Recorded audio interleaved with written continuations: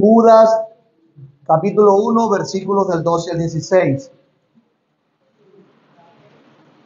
Estos son manchas en vuestros ágapes, que comiendo impúdicamente con vosotros se apacientan a sí mismos, nubes sin agua, llevadas de acá para allá por los vientos, árboles otoñales sin fruto, 2 veces muertos y desarraigados, fieras ondas del mar, que espuman su propia vergüenza, estrellas errantes, para las cuales está reservada eternamente la oscuridad de las tinieblas.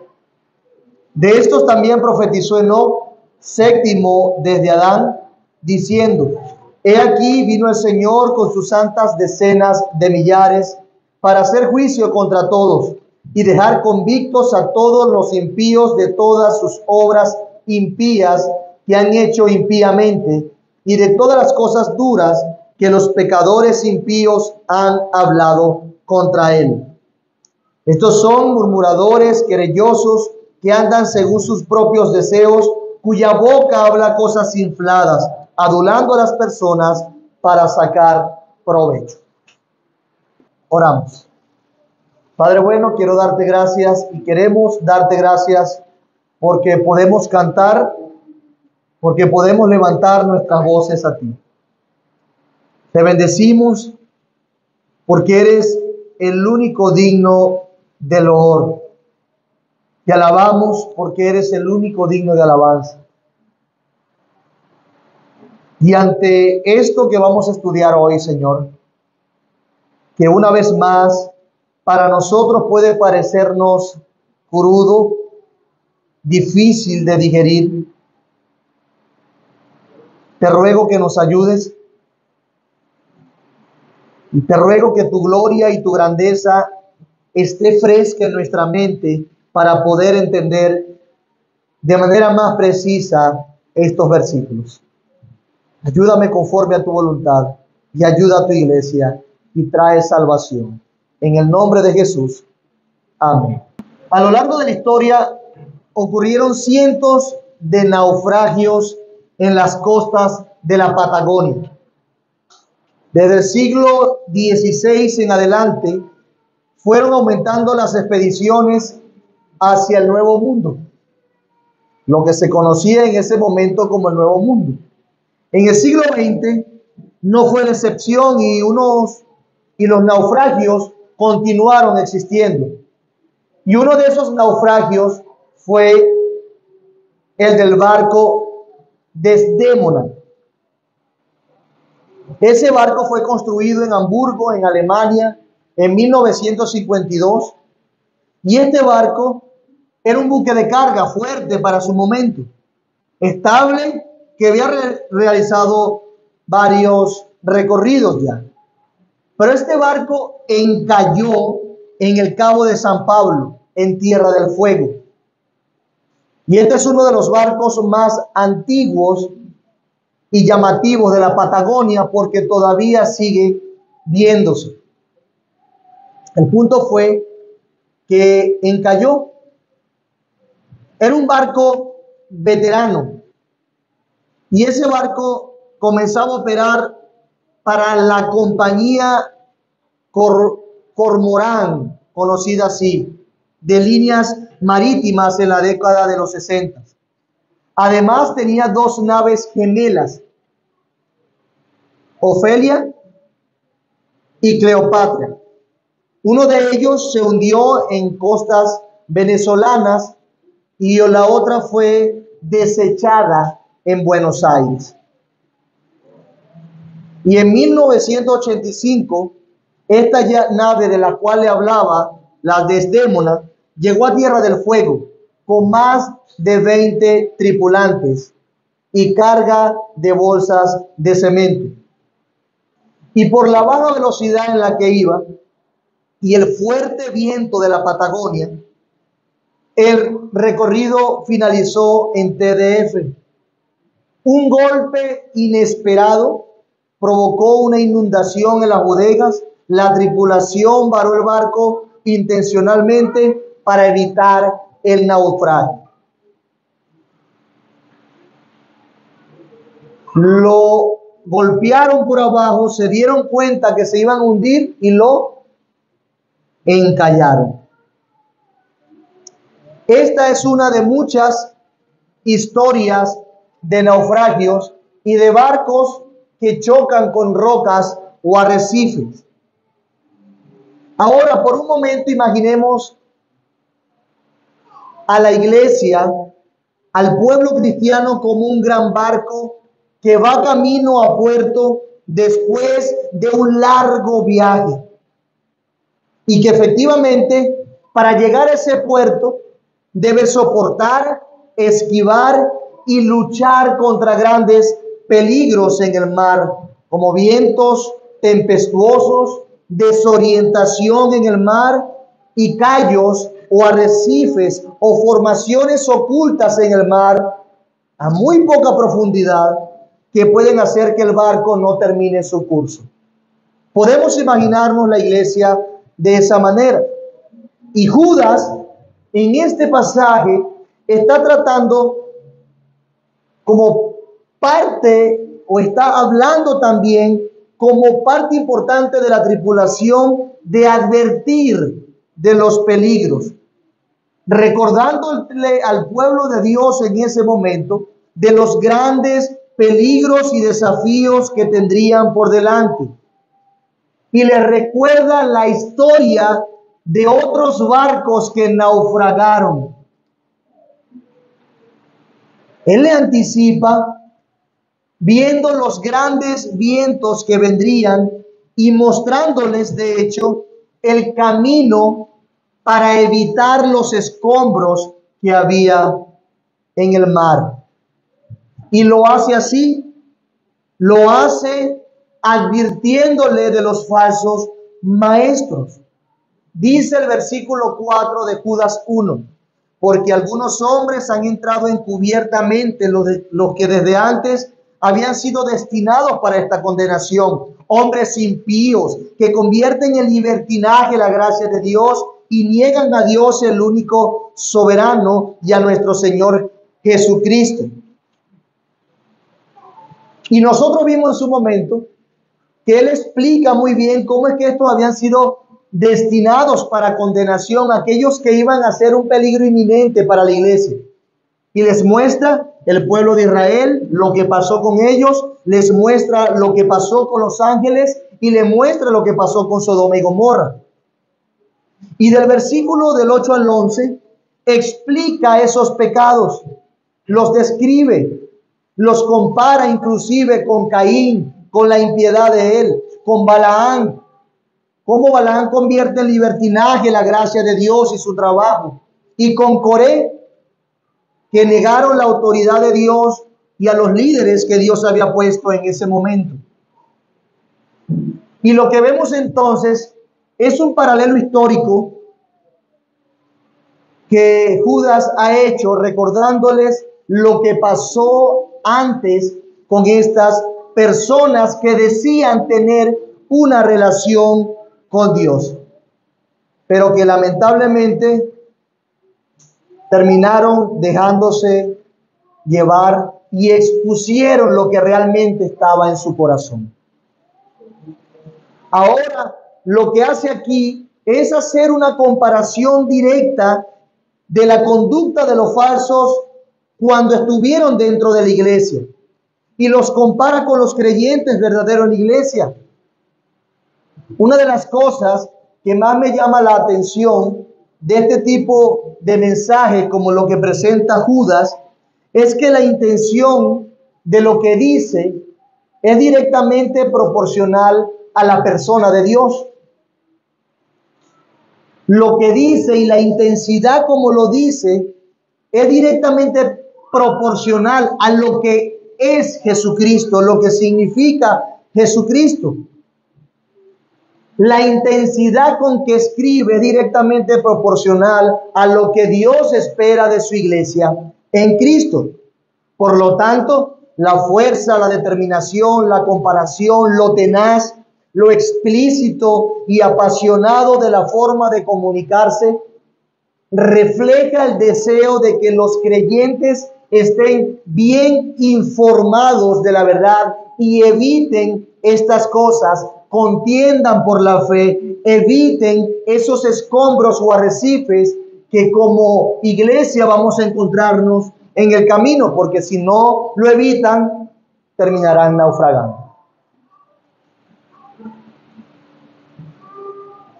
Ahora vamos a ver solamente dos versículos. Versículo 2 y versículo 3. Dos versículos en donde se nos habla del carácter de los falsos. Y habla del carácter de los falsos con 5 alegorías o 5 ilustraciones. Les habla de manchas, según Reina Valera. Les habla de nubes sin agua. Les habla de árboles otoñales. Les habla de fieras ondas del mar. Les habla de estrellas errantes. Y lo usa para describir el carácter de estos hombres. Leamos versículo 12 y 13 de nuevo para que eso quede en nuestra mente. Estos son manchas en vuestros ágapes, que comiendo impúdicamente con vosotros se apacientan a sí mismos, nubes sin agua, llevados de acá para allá por los vientos, árboles otoñales sin fruto, 2 veces muertos y desarraigados, fieras ondas del mar que espuman su propia vergüenza, estrellas errantes, para los cuales está reservada eternamente la oscuridad de las tinieblas. Qué duro, ¿no? Qué comparaciones, qué ilustraciones. Y el versículo 12 comienza diciendo, estos son manchas. ¿Quiénes son estos? Bueno, está hablando de los falsos maestros. Aquellos que les dijo en el versículo 11, ay de ellos, por lo que les viene. De manera que vamos a hablar por ilustración. Vamos a verlas de manera, espero que breve, y de manera concreta. Y la primera alegoría que usa es que ellos son manchas, o podemos decir también, atención aquí, escombros escondidos. Lo que nosotros podemos conocer en nuestro argot como callos, callo sombrero, callo sálpero, callos de mucho menor dimensión, están escondidos en el agua. Dice el versículo 12, estos son manchas en vuestros ágapes. Y cada ilustración la vamos a ver con 2 preguntas sencillas. ¿Qué dice Judas que son? Y cómo eso que son se deja ver. Sencillo. Entonces, en este caso le dice que son manchas, o según la Biblia de las Américas, dice que son escombros ocultos, o escombros del mar ocultos. La cuestión con esto es que la palabra en griego son similares. Sin embargo, la forma que aparece en Judas siempre se traduce en otras partes de la Biblia como escombros. Y alguno dirá, bueno, ¿y por qué Reina Valera lo traduce como manchas? Bueno, posiblemente se traduce así por la influencia que tiene de la carta de Pedro, de su segunda carta, cuando da una frase muy similar y en vez de llamarle escombros, le dice que son manchas. Por ejemplo, segunda de Pedro 2:13 dice, recibiendo el galardón de la injusticia, ya que tienen por delicia el gozar de deleites cada día, estos son inmundicias y manchas. Y esas palabras en el original se parecen mucho. Pero queriendo ser consistente con el mensaje que trae Judas, es importante entonces traducirla no como manchas, sino como escombros que están escondidos, ocultos. Ellos son entonces llamados escollos ocultos entre ellos. Son escollos que no solo estorban, sino que distorsionan la ruta que deben tener o el sentido a donde deben ir. Y el punto con esto que quiere comunicar Judas es que efectivamente estos falsos maestros podían hacerlos encallar, podían hacerlos naufragar. Usando, por ejemplo, la figura del barco con la que introducimos. Y preguntamos, ¿en qué contexto les dice que son manchas o escollos ocultos? ¿Dónde estaban infiltrados? En sus ágapes.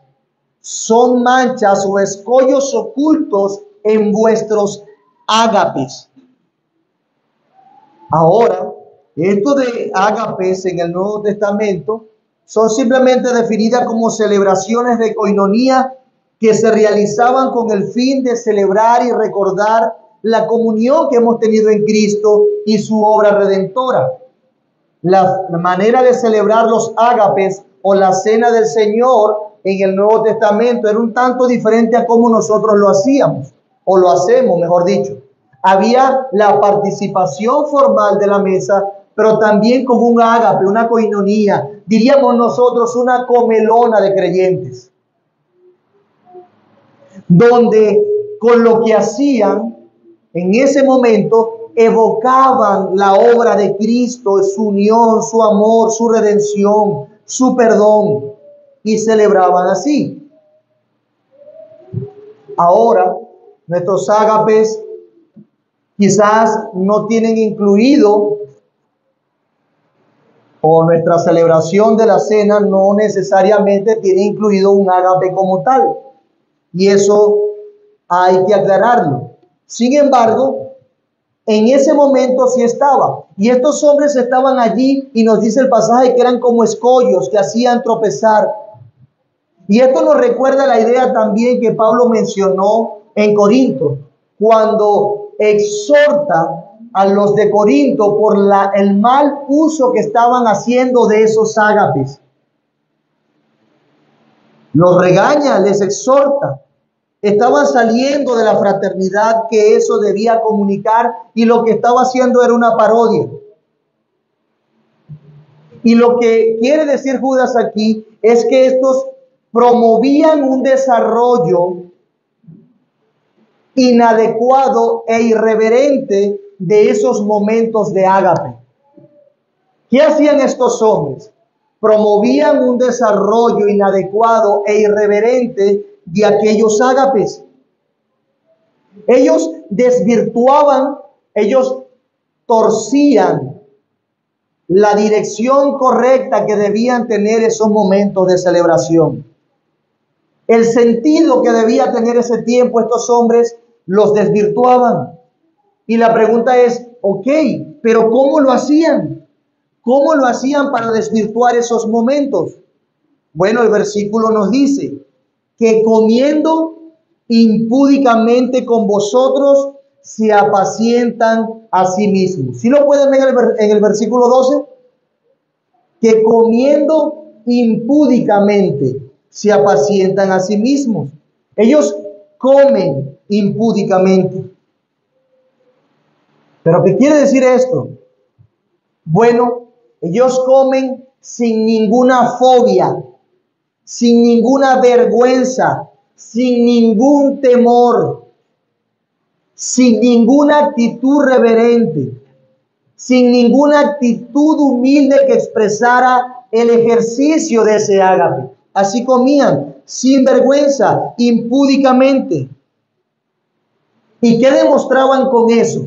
Con su manera de comer y de relacionarse en esos momentos, que se apacientaban a sí mismos. ¿Sí lo ven en el versículo 12? Que se apacientan a sí mismos. En otras palabras, estos hombres iban a los ágapes centrados en ellos mismos y atraían la atención sobre ellos, quizás como predicadores itinerantes y como líderes de la grey por lo que enseñaban. Se preocupaban en ese momento en que ellos más bien sean atendidos bien, que estén bien, que coman bien, que disfruten bien, y que en ese interín debían ser entonces el alma de la fiesta. No porque se pusieran a celebrar absolutamente como nosotros conocemos hoy como una fiesta, sino que querían ser como el centro de atención.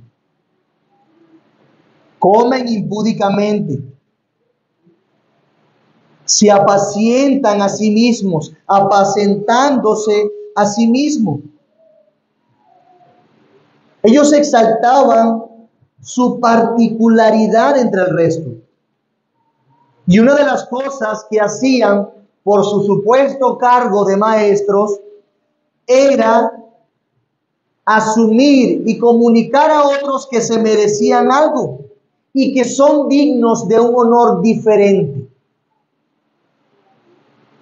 Haciendo ver entonces que ellos son los predicadores, que ellos son los líderes y que por lo tanto hay una atención preferencial y las cosas se hacen como a ellos mejor les parece. Se apacentaban a sí mismos en esos momentos de ágape, de comida, de celebración y de recordar al Señor Jesús. Se apacientan. Y podemos sacarle más filo a esto porque apacentar ya de una vez nos llama la atención porque se relaciona esa palabra con la relación que hay entre el pastor y la oveja, donde el pastor debería cuidar de las ovejas para que ellas coman adecuadamente, para que estén concentradas en la comida, y mientras que comen y mientras que están protegidas, cuidarlas. El pastor apacienta a sus ovejas y eso es lo que implica. Pero noten que estos invertían los papeles. En vez de apacentar a la iglesia, se apacentaban a sí mismos. Ellos cuidaban de tener su propia comida. Hacían, en consecuencia, toda esa reunión ordenada en torno a ellos. Aquella reunión que debía estar dirigida para estar concentradas en el Señor y sus bondades, entonces estaba siendo concentrada en ellos. En otras palabras, lo que comunica Judas es que ellos eran egoístas, que no tenían un sentido de responsabilidad por los demás. En vez de apacentar y cuidar a la grey para disfrutar de ese tiempo adecuadamente, lo hacían por ellos mismos. Algunos dicen que se aislaban, se emborrachaban, como pasó en Corinto. En vez de comunicar la comunión que Dios alcanzó en el cuerpo y la sangre de su Hijo, se aislaban egoístamente en los ágapes y eran excesivos y ostentosos en el uso de su comida y su bebida, mientras que otros estaban con hambre y no tenían suficientes recursos. Falsos pastores que estaban centrados no en el cuerpo de Cristo, no en el pueblo de Dios, sino en sí mismos. Y seguramente tenía en su mente las palabras de Ezequiel allá en el capítulo 34, versículo 8, donde dijo: vivo yo, ha dicho Jehová del Señor, que por cuanto mi rebaño fue para ser robado y mis ovejas fueron para ser presa de todas las fieras del campo, sin pastor, ni mis pastores buscaron mis ovejas, sino que los pastores se apacentaron a sí mismos y no apacentaron mis ovejas. Por tanto, oh pastores, oíd palabra de Jehová. Así ha dicho Jehová de los ejércitos.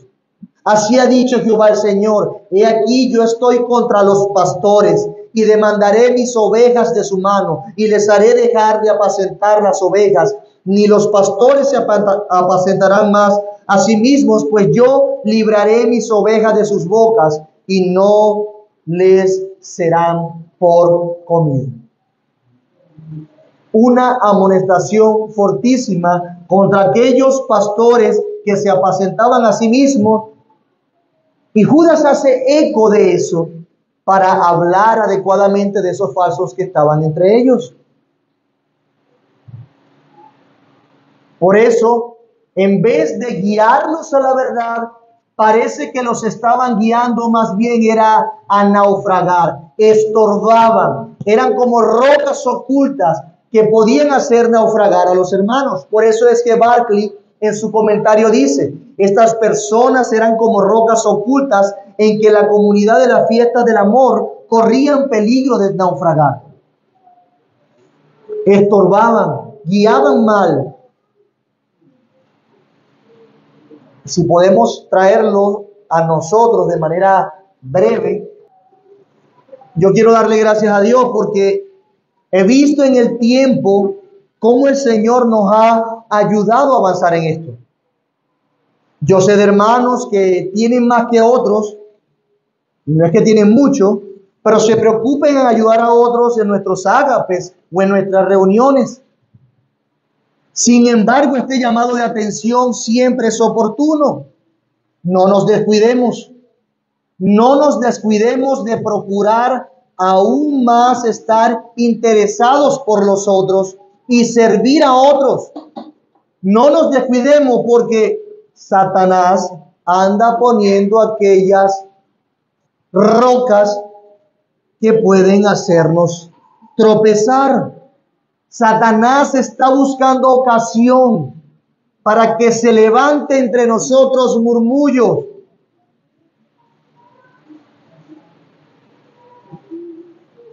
Sí, alguno creerá que solamente esta breve aplicación es para los que tienen más que otros, pero tú que tienes menos, no te descuides tampoco. No te dediques a venir a la iglesia solamente para que seas servido. No dediques tu tiempo para venir a la iglesia buscando el favor de otros por los beneficios e inclusive exigiéndolos. Cuidado de venir por el beneficio y no venir por el que da los beneficios, que es Cristo, el cual debe ser nuestra motivación principal. Cuidado. Estos hombres venían por beneficios propios, con una vestidura de maestros, y lo que le dice Judas es, hey, son manchas, son escombros que están escondidos en vuestros ágapes. Su interés es personal y no es el pueblo de Dios. Y eso se puede identificar. Pero no solamente les dice que eran escollos escondidos en el mar, sino que ahora les dice que son nubes sin agua. Nubes sin agua. Si leemos el pasaje de manera natural, les dice nubes sin agua. Eso es lo que son, si le aplicamos nuestra primera pregunta. Ahora, cuando nosotros pensamos en nubes, pensamos en algo, en una cosa que porta y transporta agua, ¿correcto? Eso es una nube. Ahora, si estamos en lugares áridos o en lugares de mucho calor, las lluvias llegan a ser símbolo de bien y de alegría. Además, que las nubes bien cargadas de agua tienden a moverse más lento y a derramar esa agua de manera más estable. Sin embargo, estos no eran lluvias, o mejor dicho, nubes cargadas, sino que eran nubes sin agua. Estos hombres tenían apariencia de que eran algo, pero en realidad no tenían nada que dar.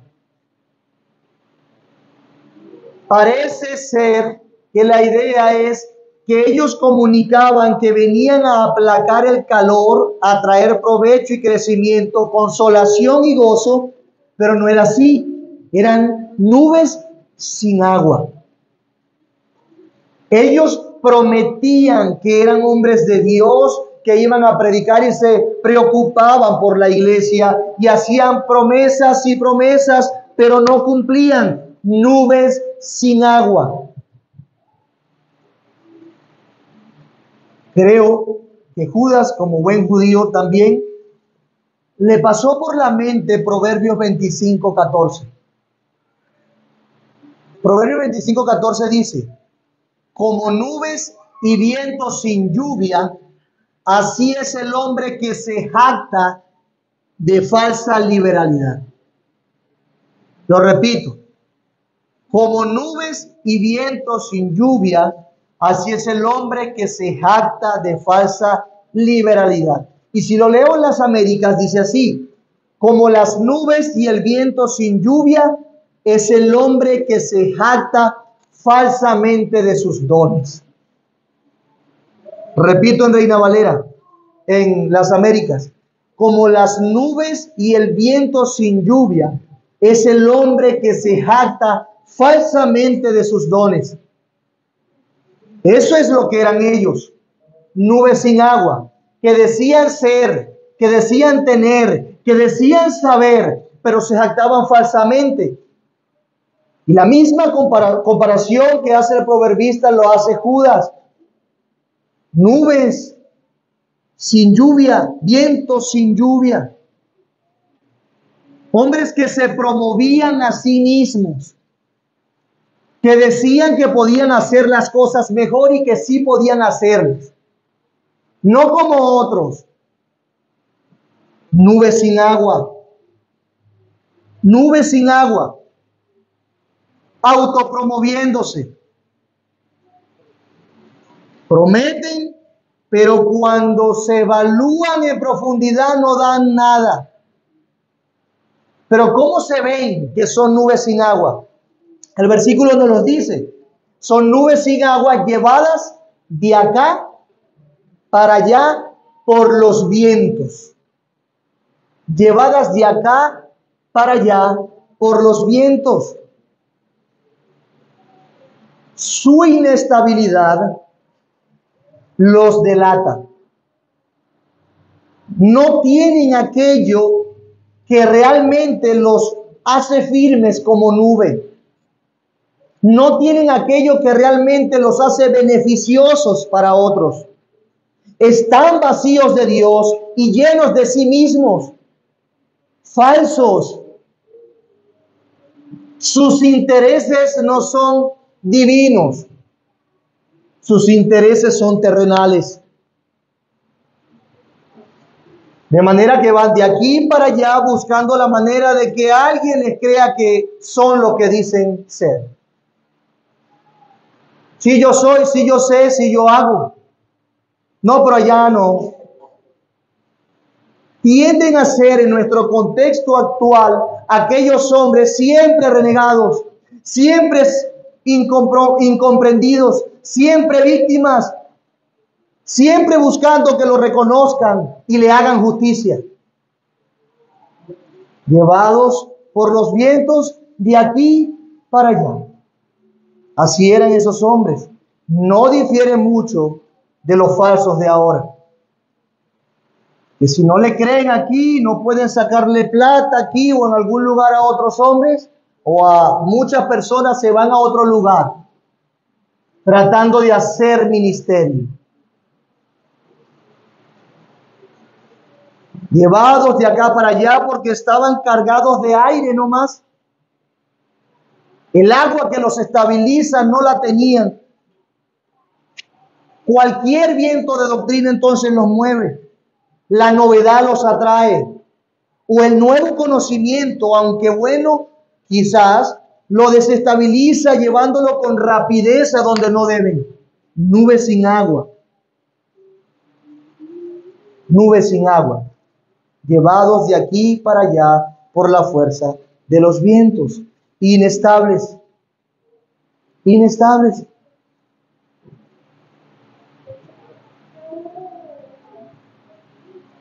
Cuando nosotros pensamos en ellos en la actualidad,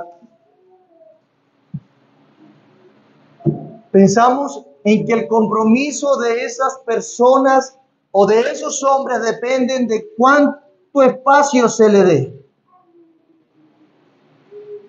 de qué es lo que hacen, de qué responsabilidad me diste, de cómo me trataste o de cómo me valoraste.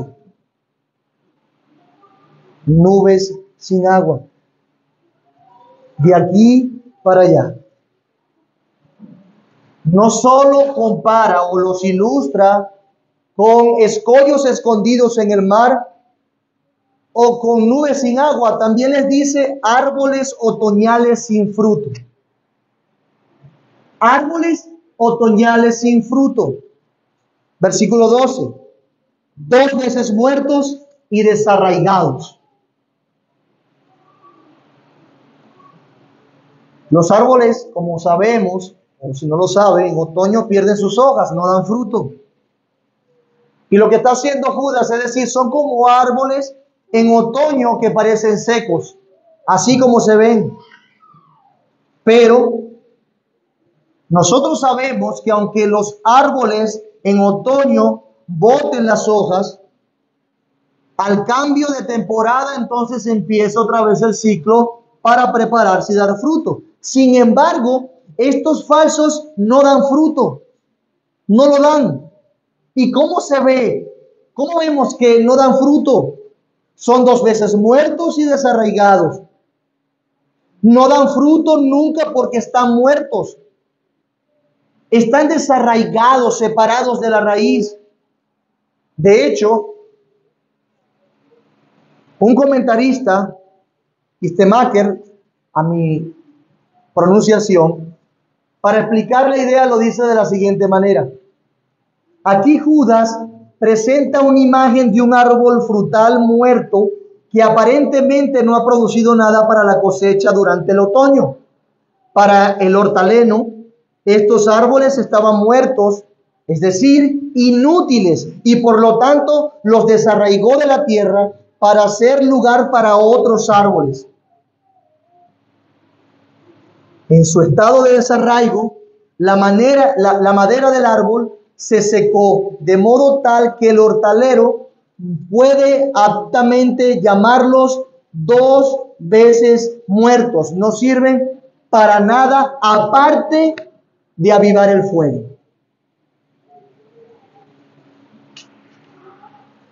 Son inútiles y estériles, doblemente muertos y desarraigados. Yo lamento mucho que algunos con buena intención termine dándole algo de esperanza a algunos falsos que salen en la televisión semana tras semana. Quizás sí, quizás no. Cuando clara y abiertamente profesan, comunican y promueven un falso evangelio. Son doblemente muertos y desarraigados, sin buscar la gloria de Dios, solamente su propia gloria y su propio lucro. Así son aquellos que promueven la prosperidad, aquellos que se promueven a sí mismos como superhombres que pueden hacer muchos milagros y en la pandemia no hicieron nada. Aquellos que instan a otros a ser superhombres y supermujeres sobre otros, quitando su mirada de Cristo, aunque tengan la palabra Cristo en su boca. Mentirosos, engañadores, nubes sin agua. Mi amado hermano, mi amado amigo, no se deje engañar. Doblemente muertos y desarraigados, falsos, hipócritas, que lo que quieren es servirse a sí mismos. Son inútiles, son estériles. Crecen sus ministerios, entre comillas, pero crecen es porque la gente está buscando algo que satisfaga su deseo de ser rico, de fama. Tienen comezón de oír y cuando escuchan eso es como si estuviesen en un lugar de apuesta más. No, sus ministerios no son fructíferos. Están atrayendo personas al mismo infierno. Son inútiles y estériles. Pero además son, en nuestra cuarta ilustración, fieras ondas del mar. Así les dice, fieras ondas del mar que espuman su propia vergüenza.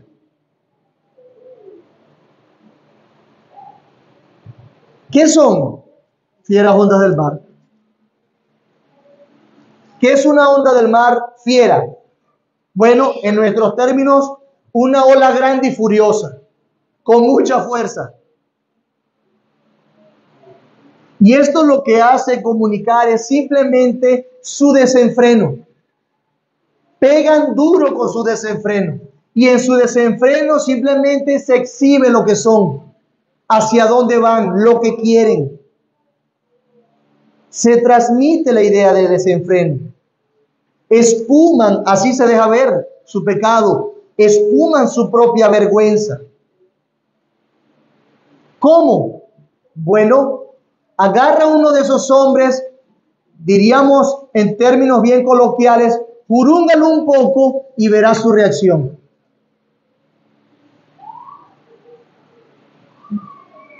Trata de incomodarlo un poco y verá su reacción.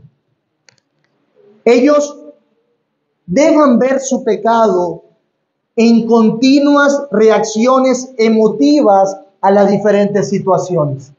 No, ellos no accionan, ellos reaccionan por sus emociones y es lo que le controla, sus vientres. Son controlados de esa manera, son fieras ondas del mar, espuman su propia vergüenza. Así como las olas del mar, cuando rompen, dejan ver su espuma. Y así como también pasa cuando crecen los ríos y llegan muchas cosas que traen los ríos a las costas y hay fuertes olas que exhiben todo lo que hay adentro, troncos y otras cosas más, basuras. Así pasa con estos hombres. Cuando rompen como olas furiosas, dejan ver lo que está adentro. Judas, una vez más, parece tener en mente lo que dice el profeta Isaías, allá en el capítulo 57, versículo 20. Pero los impíos son como el mar en tempestad, que no puede estarse quieto, y sus aguas arrojan cieno y lodo. Fieras ondas del mar. Cada reacción, cada situación, diríamos también en el coloquio, dejan verse la cola. Dejan verse la cola. Pero no solo ello, sino que también son estrellas errantes. Estrellas errantes. Y eso es una afirmación que da, mi amado hermano, en lo personal, un miedo o temor profundo. Estrellas errantes para las cuales está reservada eternamente la oscuridad de las tinieblas.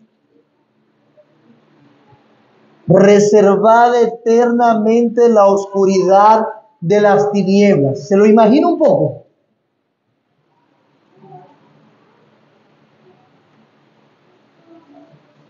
Las estrellas, las que no son errantes, se mueven en órbitas fijas. Y en su órbita fija tienen la capacidad inclusive de guiar. Por eso es que los barcos se guían también por estrellas. Algunas personas en el desierto se guían por estrellas y los sacerdotes del oriente se guiaron por una estrella.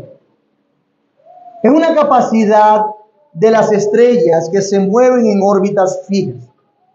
Pero también está lo que nosotros llamamos estrellas fugaces. ¿Qué son estrellas fugaces? Son simplemente pedazos de meteorito, de piedra que están deambulando por el espacio y al contacto con la atmósfera lo que hacen es encenderse y dejan un destello. Y algunos tienen el hábito de pedirle un deseo.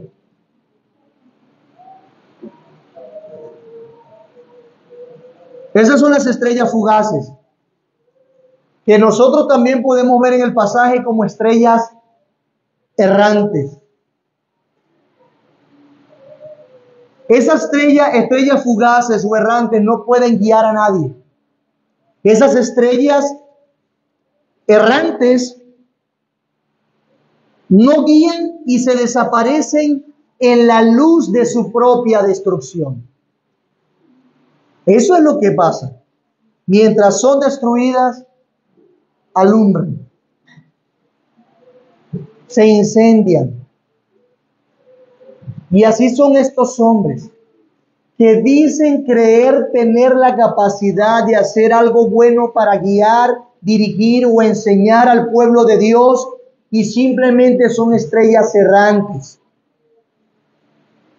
No guían a nadie.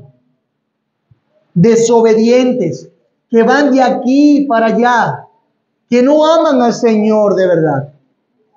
La desobediencia en su actitud, en su carácter, los delata. De manera que tenemos aquí 5 ilustraciones.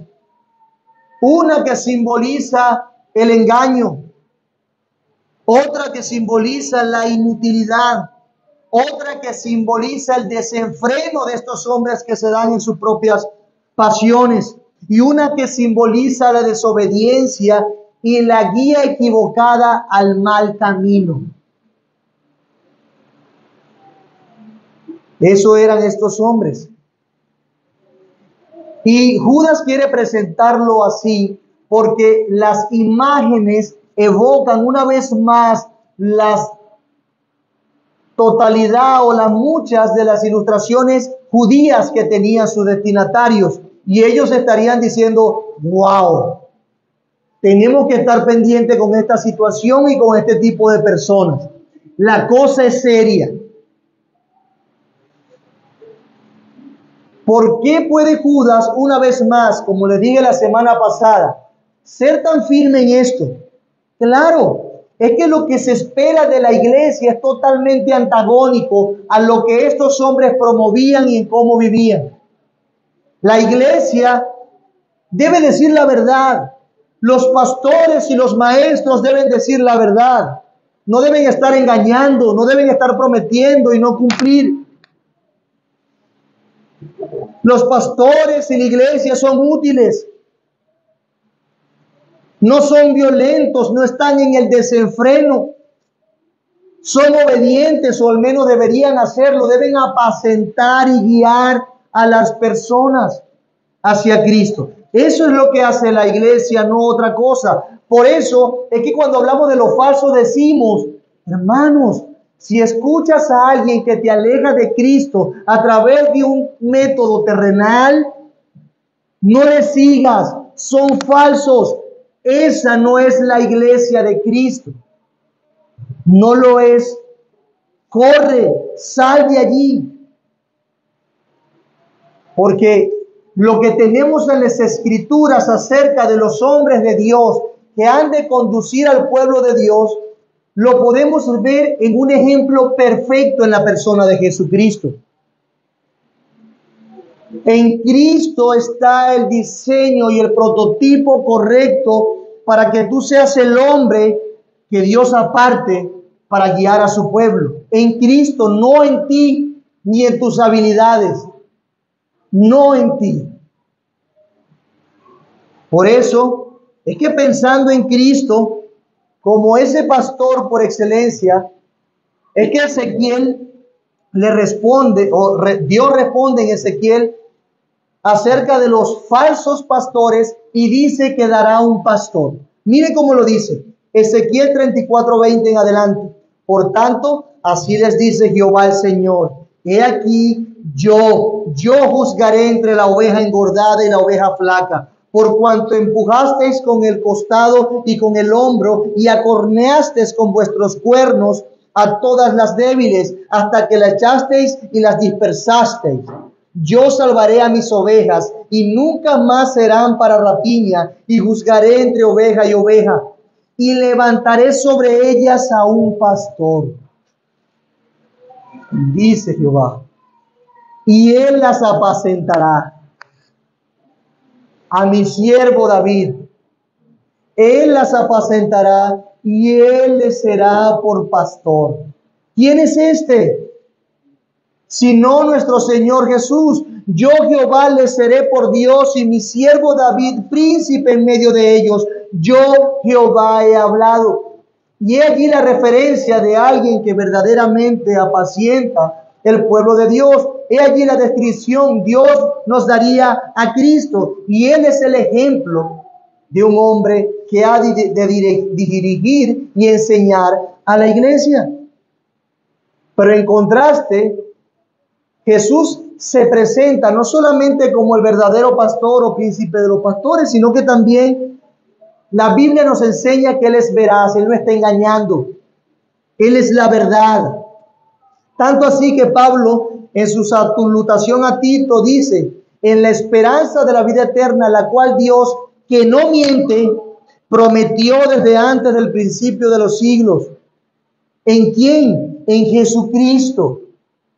No miente. Es firme la esperanza que Dios le da a los perdidos en Cristo. Y Él es la referencia.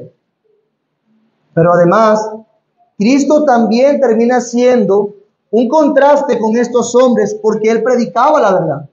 Él sí era consecuente. Él sí decía lo que es correcto. ¿Recuerdan aquella famosa escena cuando Jesús recibe la ley y empieza a predicar y cita al profeta Isaías? Y dice al final: esto se ha cumplido hoy. Cristo predicándose a sí mismo con una ética inigualable. Cristo no pudo predicar a otro, Él mismo tuvo que hablar del cumplimiento de las profecías en Él. ¿Qué hacemos nosotros intentando hablar de otros? De otras estrategias, de otras cosas, de otras maneras, de otras formas, de otros caracteres. No, Él es el ejemplo de predicador, a diferencia de aquellos falsos que eran estrellas errantes, que eran nubes sin agua, que eran olas furiosas que cuando rompían dejaban ver su vergüenza. Porque cuando Cristo, mejor dicho, cuando a Cristo lo rompieron, no fue vergüenza lo que salió. No fue impureza lo que salió. Hasta la última gota de su cuerpo brotó en santidad, en pureza, en perfección, en gloria, en poder. Eso fue lo que brotó de Cristo cuando lo rompieron. Salvación y vida eterna, mostrando así el camino seguro y correcto. Hermanos, es en Cristo.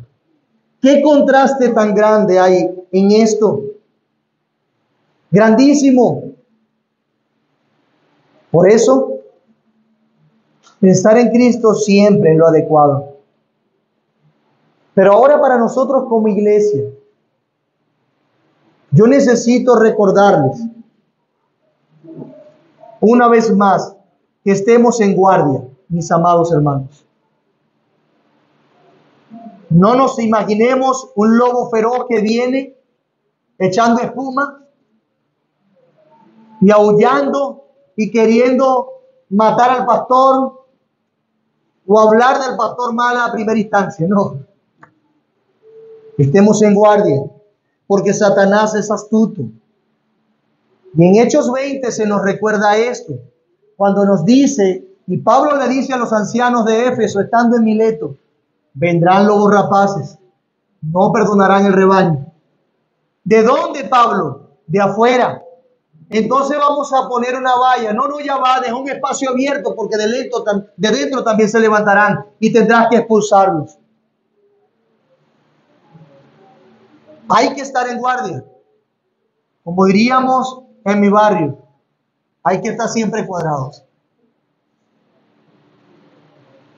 Porque la amenaza es inminente. El mismo Señor Jesús anticipó esto. Cuídense de los falsos maestros y de los falsos profetas. Mateo capítulo 7. Porque vendrán e intentarán también engañar y devorar.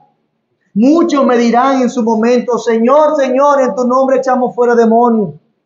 Hicimos milagros, profetizamos, y yo les diré, apartaos de mí, hacedores de maldad. Nunca os conocí, porque no hacen la voluntad de mi Padre, no viven conforme a la voluntad de mi Padre. Y se está hablando de falsos hombres que pretenden engañar al rebaño. Y ese es el contexto que se presenta en Mateo 7.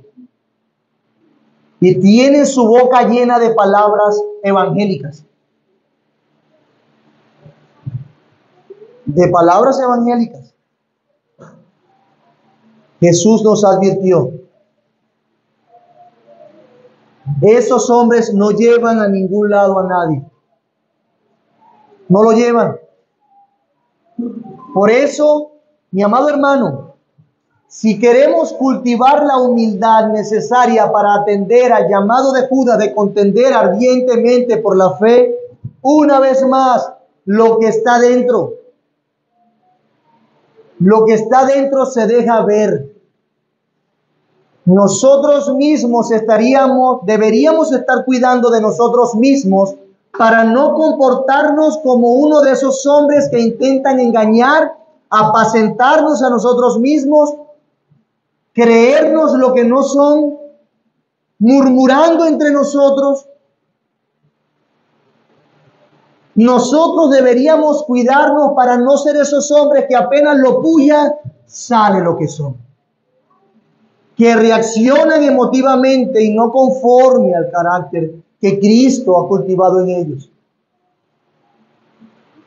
Nosotros mismos deberíamos cuidarnos de no ser esas estrellas errantes que queremos alumbrar en nuestra propia gloria, guiar a otros, pero el roce con la verdad, con la atmósfera de la verdad nos rompe y simplemente es una luz fugaz.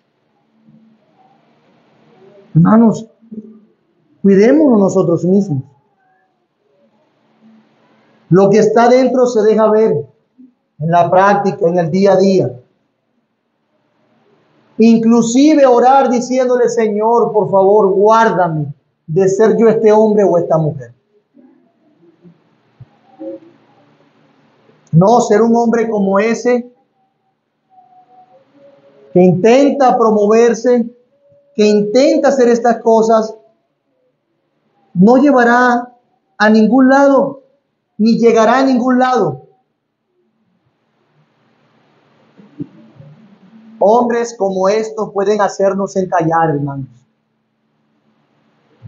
Pueden encallar nuestro barco. Pueden hacer que la carrera de muchos termine. Imaginé por un momento un barco grande donde muchos querían agarrar el timón y lo llevaban de aquí para allá, de aquí para allá. O que viendo la situación querían lanzarse antes de tiempo. O engañar o persuadir a los otros para que hagan alguna de estas cosas. Dirigir el barco o decir, ya llegamos, lánzate aquí. Hay que tener cuidado de nosotros mismos no encallar nuestro barco, hermanos. Cuidemos nuestro corazón. Y ya algunos han encallado. Por eso es que ven que hay como naves nodrizas que agarran a aquellos que realmente están vivos y los llevan a otro barco para seguir su ruta al puerto de paz. Por eso es que vemos en nuestro contexto cómo muchos, miles salen de muchas sinagogas de Satanás porque ellos han encallado y necesitan montarse en una nave nodriza que los lleve. Una embarcación más pequeña que los lleve a un barco más grande, que los lleve a puerto, que los ayude a llegar al final de sus días. ¿No es eso lo que ha estado pasando? Bueno, hermanos, la amonestación es al recordar a Cristo. No dejemos que nuestro barco encalle. No dejemos que esos hombres entren y guíen la iglesia y la influencien de manera desmedida. Cuídate tú de ser ese hombre o esa mujer. Cuídate. Descansa en el Señor, pero está atento, en guardia. Cristo venció. Podemos vencer. Confiemos en Él y dejemos la justicia en sus manos. Y Él hará, mi amado hermano. Y Él hará, mi amado hermana. Y mi amado amigo, si tú estás aquí y estás viendo esto como confuso, yo quiero recordarte que tú has estado buscando seguir caminos alternos para llegar a Dios. Por pura gracia estás aquí escuchando la palabra de Cristo. Por lo tanto, no te dejes engañar. Cristo es el único camino a la vida. Cristo es la verdad. No inventes buscando otros rumbos, ni intentes buscar el rumbo de la prosperidad terrenal, porque no podrás encontrarla jamás. Al contrario, irás directamente al castigo eterno por despreciar la verdadera vida, las verdaderas riquezas que solamente están en Cristo. Por eso, mi amado amigo, te ruego, por favor, ven a Cristo y encontrarás perdón y podrás ser parte de la embarcación donde juntos llegaremos a puerto pronto, cuando nuestro Señor Jesús venga. Oremos. Padre bueno, gracias por tu palabra. Te pido que por favor obres en nuestros corazones para guardarnos. Permítenos examinarnos y ser fieles. No queremos de ninguna manera cultivar ni reproducir las características, el carácter de estos hombres que se dan a través de estas ilustraciones.